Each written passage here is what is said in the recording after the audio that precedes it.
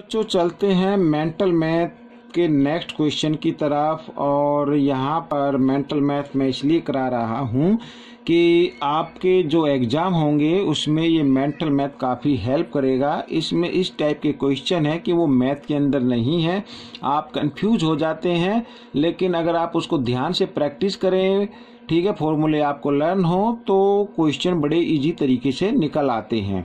तो मैं हूं हरी सर और आप देख रहे हैं मेरा यूट्यूब चैनल चलो कदम बढ़ाएं। तो चलो चलते हैं नेक्स्ट क्वेश्चन पर।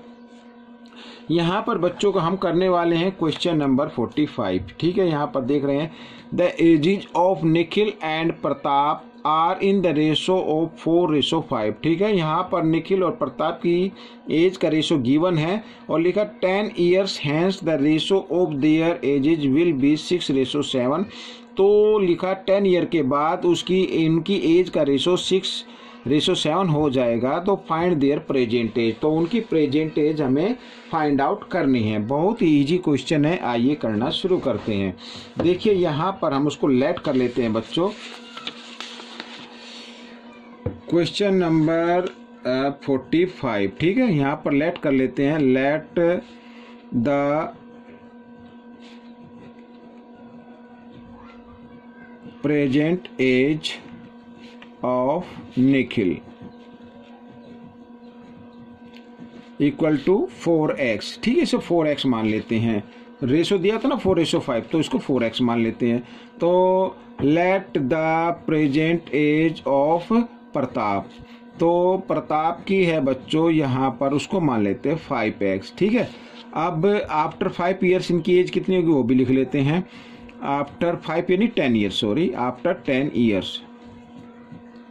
तो आफ्टर 10 ईयर्स तो द एज ऑफ निखिल लिख लेते हैं, द एज ऑफ निखिल। ठीक है, इस तरीके से द एज ऑफ निखिल बच्चों हो जाएगी 10 ईयर के बाद, तो ये भी 10 ईयर बड़ा हो जाएगा, तो इसमें +10 हो जाएंगे।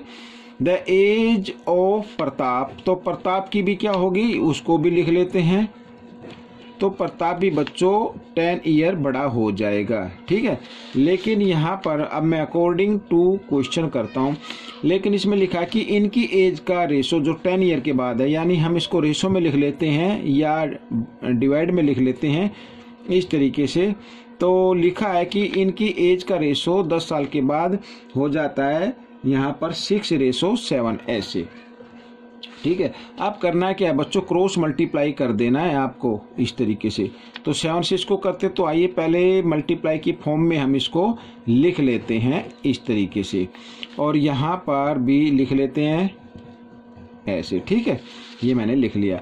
अब 7 को 4 से मल्टीप्लाई करते हैं तो 20x और 7 10 जा 70 आ गया, और यहाँ पे 6 5 जा 30x और 6 10 जा 60 आ गया बच्चों। ठीक है, अब हम क्या करेंगे, x को एक तरफ ले आते हैं, इधर ले आते हैं लेफ्ट हैंड साइड में x वेरिएबल को, तो इधर आकर ये 30 इधर आकर माइनस का हो जाएगा, इक्वल का साइन, इधर ये 60 है, और ये 70 को ले आएंगे राइट हैंड साइड में प्लस का, तो इधर आकर ये माइनस का हो जाता है। तो यहाँ पर माइनस प्लस माइनस हो जाते हैं, तो 30 में से 28 को माइनस करना है 2x, और क्योंकि बड़े नंबर के सामने माइनस का, इसलिए माइनस का साइन, यहाँ भी माइनस प्लस माइनस होंगे। 70 में से 60 माइनस कर दीजिए 10, और बड़े नंबर के सामने माइनस का साइन आ रहा है तो माइनस का, इस तरीके से, और माइनस से माइनस के साइन को काट देते हैं, तो x की वैल्यू आ जाती है निकल कर 10।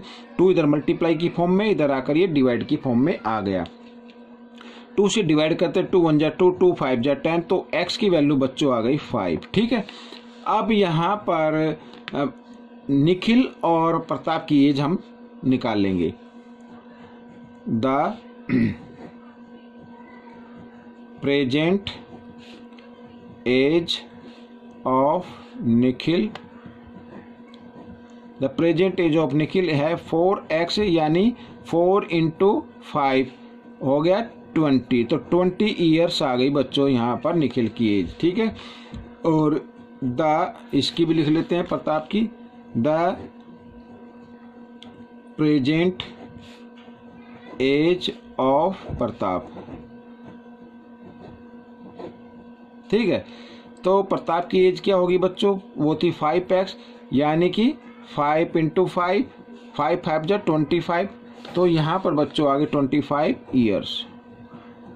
तो ये आपका आंसर आ गया। एक तो आंसर ये है और एक ये है। तो बच्चों ये क्वेश्चन सॉल्व हो गया है। अब हम चलेंगे क्वेश्चन नंबर 46 की तरफ। तो क्वेश्चन नंबर 46 को भी हम पहले रीड कर लेते हैं। ये देखिए यहाँ पर, find the measure of an angle if it supplement measure 39 degree. ठीक है, more than twice its complement. तो यहाँ पर बच्चों लिखा है कि सप्लीमेंट जो एंगल है वो उसकी जो मेजर है वो कॉम्प्लीमेंट के 2 टाइम से 39 ज़्यादा है। ठीक है, तो एंगल हमें फाइंड आउट करना है। क्वेश्चन आप ध्यान से देख लीजिए, चाहे तो स्क्रीनशॉट ले सकते हैं या इसको लिख सकते हैं। आइए करना शुरू करते हैं। यहाँ पर बच्चों हम कर लेते हैं क्वेश्चन नंबर 46, इसको लेट कर लेते हैं बच्चों। ठीक है, let the angle equal to x degree. अब इसका कॉम्प्लीमेंट क्या होगा वो भी लिख लेते हैं। कॉम्प्लीमेंट ऑफ दिस एंगल वो होगा बच्चों 90 माइनस एक्स। ठीक है, ये होगा। और साथ में सप्लीमेंट भी लिख लेते हैं। सप्लीमेंट ऑफ दिस एंगल वो होगा बच्चों 180 माइनस एक्स। ठीक है बच्चों, अब अकॉर्डिंग टू क्वेश्चन हम करते हैं। देखो यहाँ पर एक तरफ मैं लिख देता हूँ कॉम्प्लीमेंट और एक तरफ लिख देते हैं बीच में इक्वल का साइन लगा के सप्लीमेंट। ठीक है, यहाँ पर इस तरीके से। अब मैंने दोनों को इक्वल रख दिया है, लेकिन ये इक्वल नहीं है। क्वेश्चन में कहा गया है कि ये वाला एंगल, ठीक है, इस एंगल से, इस एंगल के दुगने से क्या है 39 डिग्री ज़्यादा है। अब हमें तो नहीं दिखाई दे रहा ना कि इसका 2 टाइम्स है 39, तो हम क्या करेंगे, इस कॉम्प्लीमेंट को 2 टाइम्स कर देते हैं और इसी को 39 डिग्री ज़्यादा बना देते हैं। ठीक है, तो दोनों जो इक्वेशन है वो इक्वल हो जाएंगी। ठीक है, आइए करना शुरू करते हैं। देखो 2 से 90 को मल्टीप्लाई किया 180, 2 को x से मल्टीप्लाई किया 2x और प्लस ये 39। ठीक है, यहाँ पर 180 माइनस एक्स। अब हमें क्या करना है, अब हमें इधर ये x को इधर ही ले आना है, लेफ्ट हैंड साइड में 2x और ये माइनस है तो इधर आकर ये प्लस हो गया। ठीक है, इस तरीके से। तो इधर 180 है तो 180 इधर किस चीज़ का है, ये माइनस प्लस का, तो इधर आकर ये माइनस का हो जाएगा। साथ ही 39 को भी इधर ले आते हैं, ये भी माइनस का हो जाएगा ऐसे। अब आप देखो तो ये प्लस ये माइनस ये तो कट गए। ठीक है, और यहाँ पे माइनस प्लस माइनस 2x में से 1x माइनस करेंगे तो 1x आएगा, वो माइनस का आएगा क्योंकि बड़े नंबर के सामने माइनस का साइन है। और यहाँ पर बचा 39, तो माइनस से माइनस का साइन हमने काट दिया, तो x की वैल्यू आ गई बच्चों 39। तो वो एंगल कितने का है, 39 डिग्री का है। तो यहाँ पर लिख लेते हैं बच्चों, द एंगल इज 39 डिग्री। ठीक है बच्चों, ये आपका आंसर आ गया। तो ये 2 क्वेश्चन सोल्व हो चुके हैं। आपको कैसे लगे मुझे कमेंट्स में लिखें और इसमें से सीखकर दूसरों को जरूर सिखाएं। मिलते हैं अगले क्वेश्चन में, तब तक के लिए धन्यवाद।